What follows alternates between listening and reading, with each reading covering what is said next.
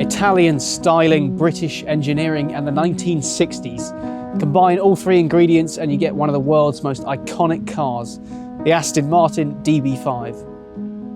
Sure, there are a few other ingredients to add to that mix, such as the entrepreneurial might of David Brown, the engineering excellence of Tadek Marek, and of course the world's least secret agent, James Bond.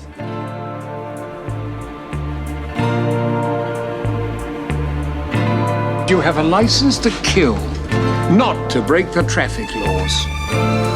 I wouldn't think of it. Bond's affinity with the DB5 elevated the car's status to dizzying heights, overshadowing pretty much every other Aston Martin model ever made.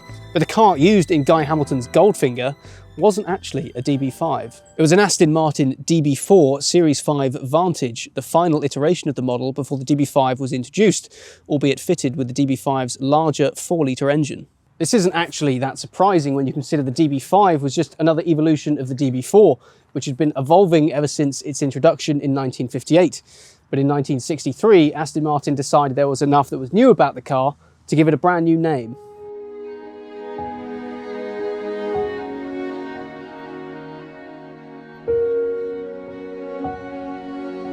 The main difference was, of course, the engine, which featured the enlarged 4-litre version of an all-alloy straight-six developed by Tadek Marek, putting out a quoted and certainly optimistic 282 brake horsepower. Customers could also option the 4.2-litre Vantage spec engine, which put out over 300 horsepower. Other changes also included the 5-speed ZF gearbox to replace the old 4-speed unit, a new instrument layout, and faired-in headlamps, although some end-of-the-line DB4s and the DB4 GT also had these. Now, the DB5 was introduced during the David Brown era of Aston Martin, which is a fascinating one. It all started in 1946 when Brown saw an advert in the Times newspaper offering for sale a high-class motor business for £30,000. After a few months of negotiations, Brown acquired Aston Martin in February 1947. Brown was already familiar with the motor trade owing to his experience working for the family business, which specialised in the manufacture of transmission components. These were in high demand during the Second World War, and Brown made himself quite a bit of money. Shortly after acquiring Aston Martin, Brown continued to develop their Atom prototype, but the 2-litre pushrod engine that propelled the Atom wasn't exactly a showstopper. A fortuitous turn of events then saw Brown acquire Lagonda, as well as the rights to their new twin-cam 6-cylinder engine, which Brown thought was the ideal engine for his new generation of Astons. Brown also had another trick up his sleeve, and that was the enormously talented Polish engineer Tadek Marek, who was tasked with redesigning the engine for use in the Aston Martin DB Mark III, the car Ian Fleming had originally earmarked for 007. Marek was a Bond-like figure in his own right. In his younger years, he raced motorcycles, but a massive crash in 1928 put him in the hospital for 8 months and ended his competitive motorcycle career. He went on to work for Fiat's Polish subsidiary and then General Motors, and at the outbreak of the Second World War, he joined the Polish army, but after their defeat at the hands of Hitler and Stalin, Marek found himself in an internment camp and then a civilian refugee. By October 1939, Marek had made his way to Romania, where he then borrowed a Nazi staff officer's car and used it to sneak into the Russian-occupied sector of Poland in order to find his girlfriend. She was nowhere to be found, but he did sneak out a number of other people who wanted to escape. He eventually made it to England, where he was involved in the development of the Meteor engine, which was used in the Centurion tank, and after the war, he got a job with Aston Martin. In 1955, the head of Aston Martin's racing division, John Wyer, approached Marek and asked him to develop an all-alloy version of the Straight Six, which could then be used in their upcoming road cars, but also used for racing. Sure enough, Marek delivered, and the engine he created was then used immediately in the DBR2 to great success.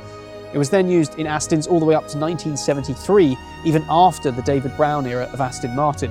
Marek also developed a V8 engine that would be used by Aston from 1968 all the way up to 2000, and he even put one of these V8s into a DB5.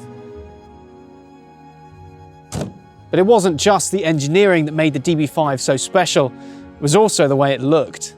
The design was completed by Milanese coach builders Carrozzeria Touring Superleggera, and the result was one of the most beautiful and elegant bodies ever fitted to a car.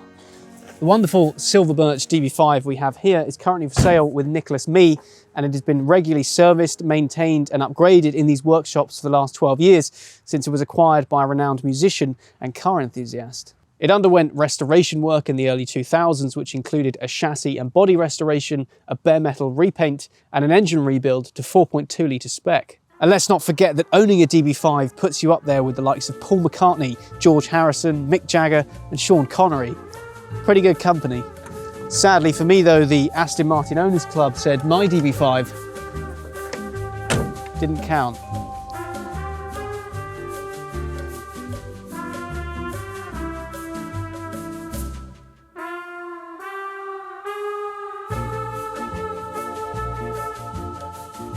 Thank you so much for watching this video. Please hit that like and subscribe button and let me know down below in the comments what you think of the DB5.